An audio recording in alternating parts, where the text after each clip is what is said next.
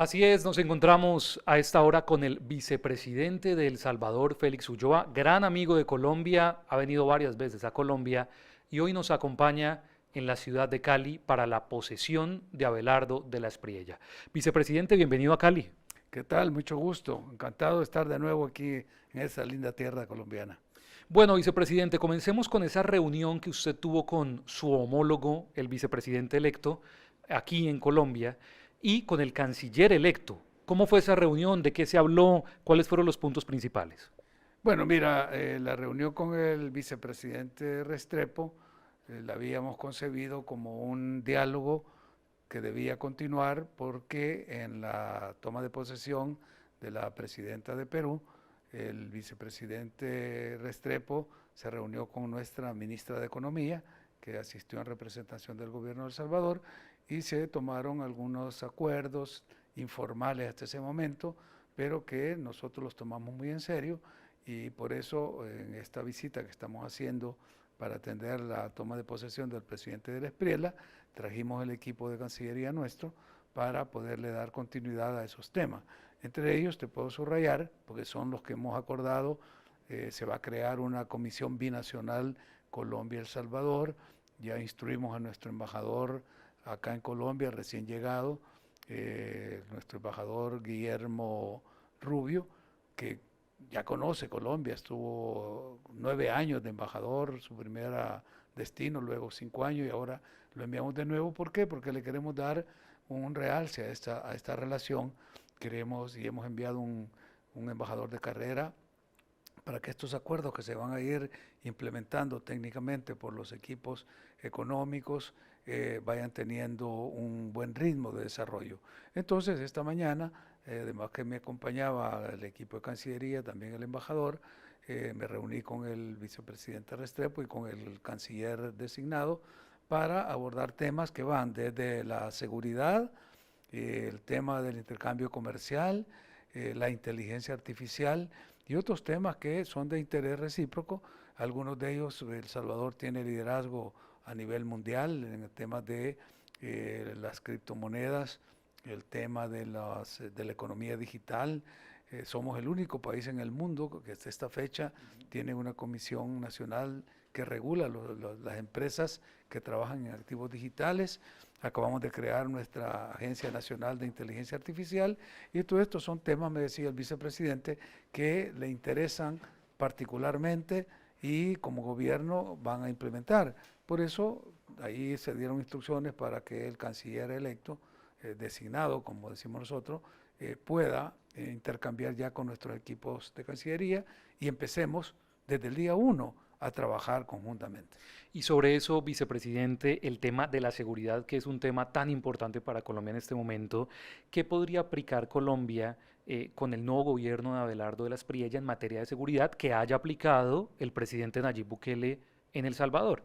Bueno, hay varios temas. Yo le decía al vicepresidente y al canciller que el tema de la seguridad en El Salvador, donde después de ser uno de los países más violentos del mundo, somos el país más seguro del hemisferio occidental, de todo el continente americano. El Salvador es el que tiene el menor índice de violencia y tenemos ya casi 1.300 días con cero homicidio.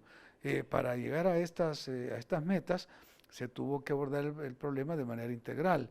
No basta simplemente con la acción coercitiva del Estado.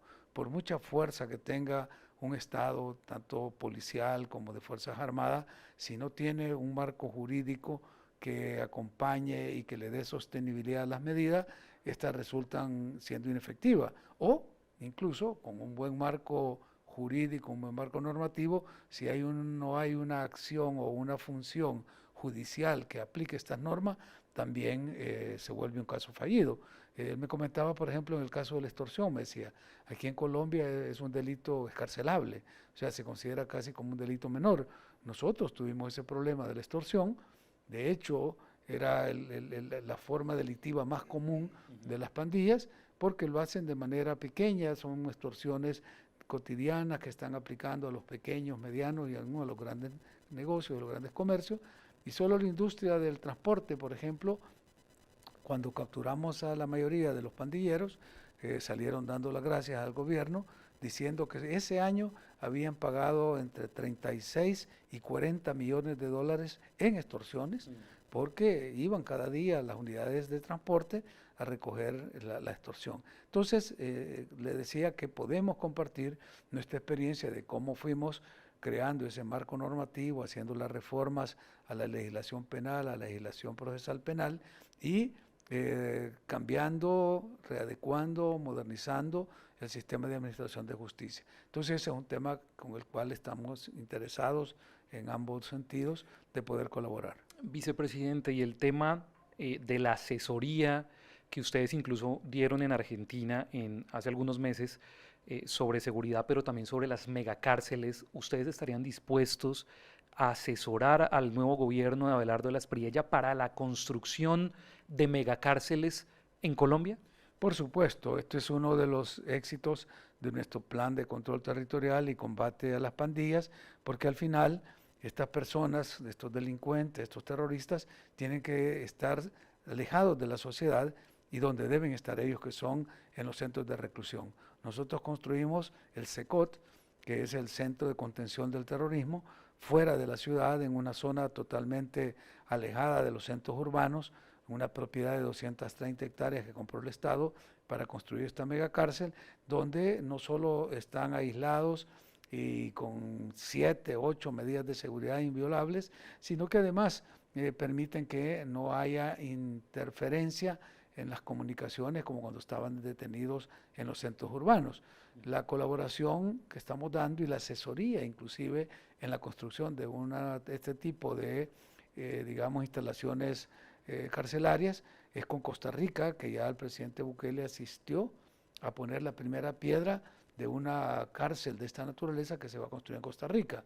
También hemos tenido la visita del ministro del Interior de Ecuador, del ministro de Defensa, como tú mencionas, la que era ministra de Gobernación de Argentina, la señora Patricia Bullrich, llegó con todo su equipo del gabinete, pasaron una semana en El Salvador estudiando nuestro sistema carcelario, nuestro sistema normativo, el accionar de las fuerzas del orden y en reuniones con nuestro gabinete de seguridad llevaron toda la información para poder implementarla. Con el caso de Colombia estamos dispuestos, igual que con cualquier otro país, a dar esta colaboración. Vicepresidente, sobre la alianza de Donald Trump con Latinoamérica a través del Escudo de las Américas, del que ustedes hacen parte, ¿qué beneficios traería para Colombia incluirse en esta organización liderada por Donald Trump? Bueno, mira, incluso el nombre Escudo de las Américas se acuñó en El Salvador, fue un documento que se firmó en el lago de Coatepeque entre el presidente de Costa Rica, Rodrigo Chávez, y el presidente de El Salvador. Fue un acuerdo binacional, pero se dejó abierto para que otros estados lo pudieran suscribir. Le gustó en Estados Unidos, como decía el secretario de Estado, Marco Rubio, y le pusieron Escudo de las Américas, o sea, copiaron el nombre.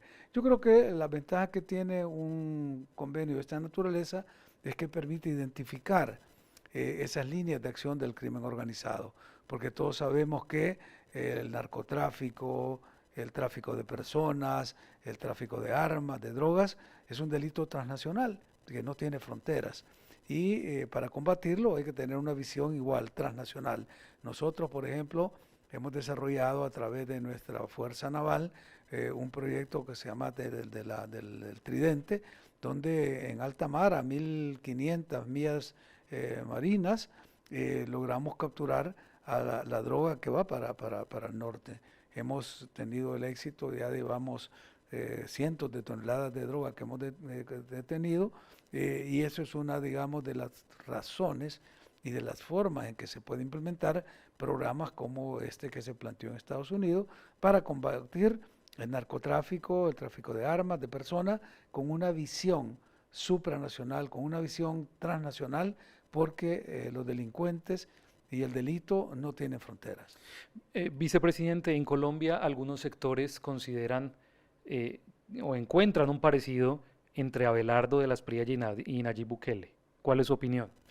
Bueno, ojalá hubiese, ¿no? Porque Nayib Bukele en todas partes del mundo donde yo he estado, todo el mundo quisiera, como me he dicho, préstenos a Bukele, aunque sea por unos meses, por un año. Es decir, la gente ve en el presidente Bukele, en su liderazgo, una aspiración, buscar similitudes, buscar afinidades.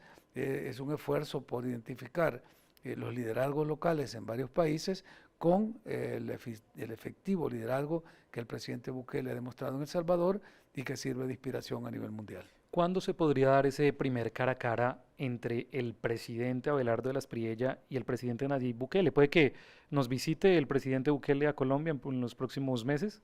Es posible, el presidente Bukele, como ustedes saben, está tan atareado y tan ocupado en los problemas nacionales en El Salvador que él viaja muy poco. Es decir, ahora, por ejemplo, tenía la oportunidad de venir acá, pero hay prioridades en El Salvador. Justamente este día se celebra la fiesta del Salvador del mundo, que es la fiesta nacional, el patrono del Salvador. El presidente tiene muchas responsabilidades internas, pero el presidente de la Espriella puede ir allá cuando quiera, será bienvenido, y ese cara a cara se puede tener tanto acá, que lo veo más complicado, pero en El Salvador, sin ninguna duda, en cualquier momento el presidente de la Espriella será bienvenido. Ya para ir cerrando, vicepresidente, en Colombia siempre que se habla de cárceles y de la construcción de megacárceles, pues se genera polémica en el país. ¿Qué beneficio tiene la construcción de estas cárceles?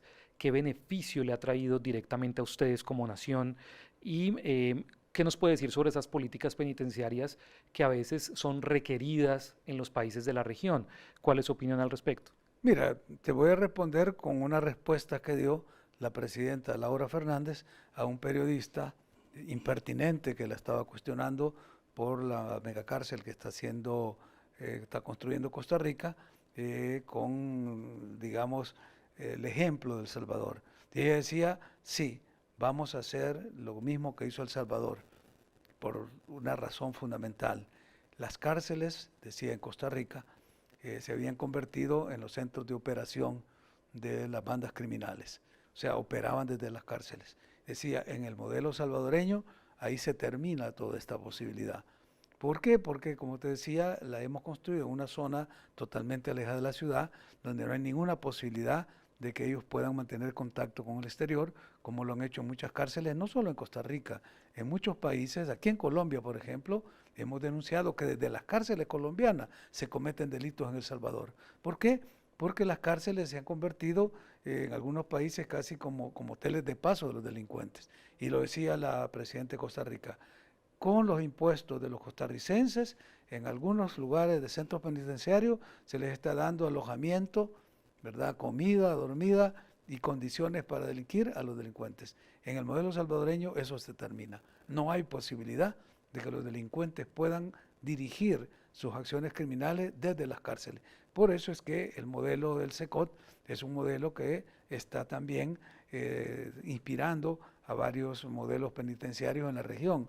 En Ecuador se les ha dado toda la información de cómo, de qué manera, con qué contratistas se hizo este proyecto, que lo hicimos en tiempo récord, por cierto, es decir, una cárcel construida en un tiempo absolutamente récord, y eso permite de que la cárcel, como decía la presidenta Laura Fernández, no es un lugar de ir a pasar una vacación para las personas que están ahí, es un lugar de castigo, porque los que están ahí son personas que han cometido delitos graves contra la sociedad, que han asesinado, que han violado, que han secuestrado, que han desaparecido gente, y por lo tanto, cuando van a una cárcel, no van a tener privilegios.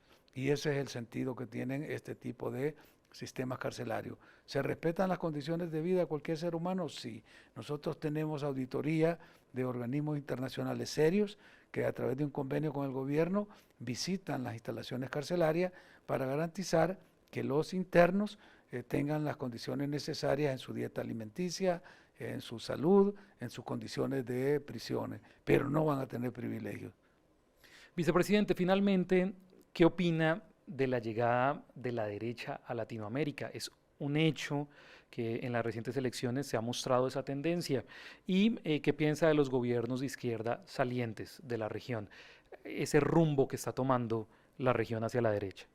Mira, para mí hablar de derecha y de izquierda me parece que son anacronismos. Es el periodismo, el que hace estas calificaciones. Yo desde las ciencias sociales prefiero hablar de gobiernos que cumplen y gobiernos que prometen y no cumplen. Los pueblos premian y castigan a sus gobernantes. Si son gobernantes que llegaron a ofrecer, que llegaron con discursos rimbombantes, que llegaron con palabrería hueca y no hicieron nada, los gobiernos no los van a reelegir. Si son gobiernos que llegan, que prometen y que cumplen, los gobiernos los van a elegir y los van a reelegir, que es el caso del presidente Bukele. El presidente Bukele, todo el mundo me pregunta, ¿y él es de izquierda o es de derecha? Yo le digo, no, él no es un hombre de ideología, es un hombre de ideas y un hombre de palabra. Y lo que ha prometido al pueblo se lo ha cumplido. Y por eso fue electo en el 2019 y como cumplió lo que había prometido, el pueblo lo reeligió en el 2024. Y ahora va a una tercera consulta con el pueblo y si el pueblo está satisfecho con lo que él hace, le va a seguir renovando el mandato.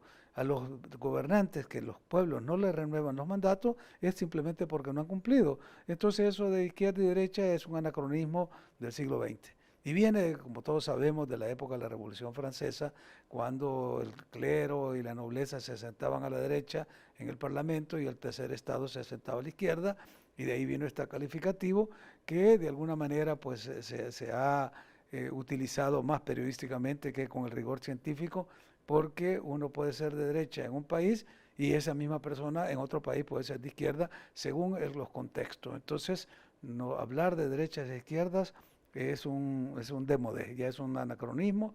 Aquí hay que hablar de gobiernos que cumplen y gobiernos que prometen y no cumplen. Vicepresidente, ¿y la agenda cómo la tiene? ¿Con quién se va a reunir hoy, entre hoy y mañana? ¿Cuáles serán esos encuentros que va a tener aquí en la ciudad de Cali?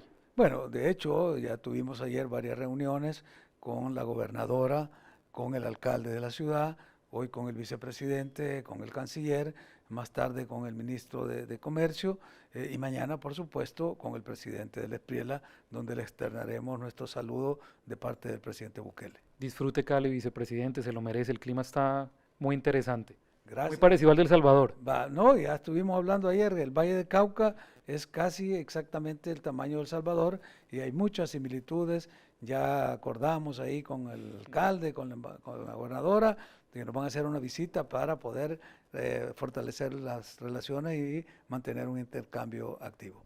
Muchas gracias, vicepresidente. Él es el vicepresidente de El Salvador, que es quien está representando toda la cabeza del gobierno de ese país en esta posesión del presidente Abelardo de la Espriella. Sigan ustedes en estudio y con más información en www.semana.com.